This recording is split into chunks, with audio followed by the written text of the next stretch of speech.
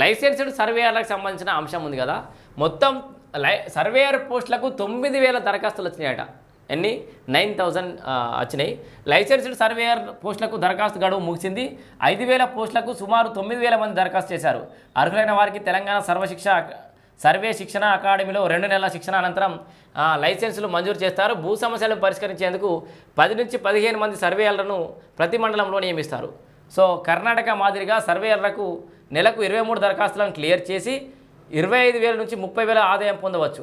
ఒక్కో దరఖాస్తు 1,500 ఫీజు నిర్ణయిస్తారు.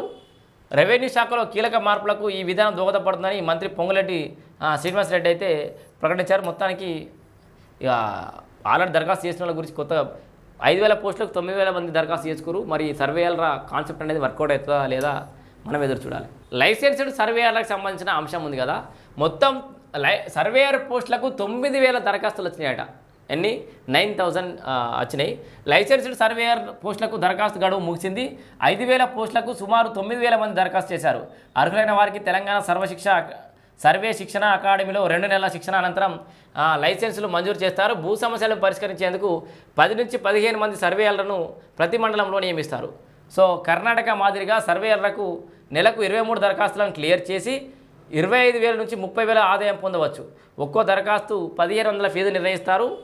రెవెన్యూ శాఖలో కీలక మార్పులకు ఈ విధానం దోహదపడుతుందని మంత్రి పొంగులేటి శ్రీనివాసరెడ్డి అయితే ప్రకటించారు. మొత్తానికి ఇక ఆల్రెడీ దరఖాస్తు చేసిన వాళ్ళ గురించి కొత్త 5,000 పోస్టులకు 9,000 మంది దరఖాస్తు చేసుకురు. మరి సర్వేయర్ల కాన్సెప్ట్ అనేది వర్కౌట్ అవుతుందా లేదా మనం ఎదురు చూడాలి.